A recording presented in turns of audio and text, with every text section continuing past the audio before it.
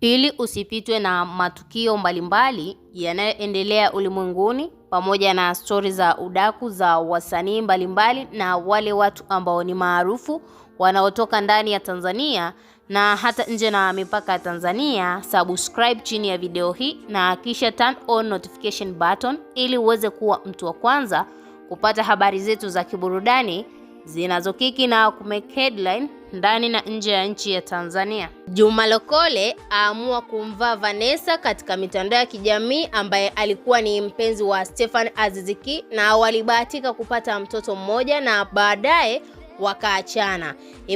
Juma Lokole ameamua kuingilia sakata hili baada ya Vanessa kuposti taarifa hizi katika mitandao ya kijamii akiwa anasema kwamba ana ujauzito wa mzee mzima Stephen Aziz Ki na hata hatimaye alionekana kwamba ana ukaribu fulani hivi na Stephen Aziz Ki mpaka kupelekea ndoa ya mwenzake kuvunjika kutokana na kukosa uaminifu katika nyumba. Na mwanaume huyu ambaye ni Juma Lokole ameamua kutuibia siri ya mahusiano ya Rikesha ambao ni mwanamke ambaye ametokea kumpenda mchezaji fulani hivi wa Simba ambaye anajulikana kwa jina la Morris Abraham, na ni mchezaji ambaye ameweza kufanya kitu ambacho kimeweza kuonyesha au kurelate kwamba wana mahusiano na huu ujauzito 100% ni wa kwake, yani ni wa Morris, kutokana na lile goli ambalo aloweza kulifunga na kubeba mpira na kuweka ndani ya tisheti lake, yani kama mjamzito. Ni jambo ambalo wamekuwa wakifanya wachezaji wengi ambao wanatoka Tanzania na hata wale ambao wanacheza mipira ya nje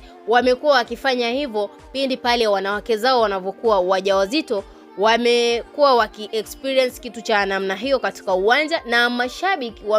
wanaweza kuona ni kitu cha kawaida, kwa sababu walishagundua kwamba triki zao kwamba mwanamke wake akiwa mjamzito ni lazima akifunga goli aweze kuchukua ule mpira na kuweka ndani ya tisheti lake, yani sehemu ya tumbo. Na Juma Lokole baada ya kuposti hii taarifa ambayo inamuonyesha Morris Abraham, mchezaji wa Simba, akiwa na mahusiano na huyu mwanamke ambaye alikuwa ni mpenzi wa Stephen Aziz Ki huko nyuma. Na kwa upande mwingine tena tunaweza kusema Morris ni moja kati ya wanaume ambao wameweza kuthubutu kwenda kufanya mahusiano na huyu mwanamke, kwa sababu Aziz Ki alivyomwacha huyu mwanamke, watu wengi katika mitandao ya kijamii walimjia juu huyu Vanessa kwa kumwambia kwamba amepoteza dhahabu ambayo alikuwa watu wengi wakiitamani, yani kama vile Amina Mobeto alipigwa kijembe baada ya kuolewa na huyu mwanaume ambaye alikuwa ni mpenzi wa Vanessa. Na tunaweza kuona kwamba Vanessa amekuwa akifuatilia maisha ya Stephen Aziz Ki baada ya kuachana naye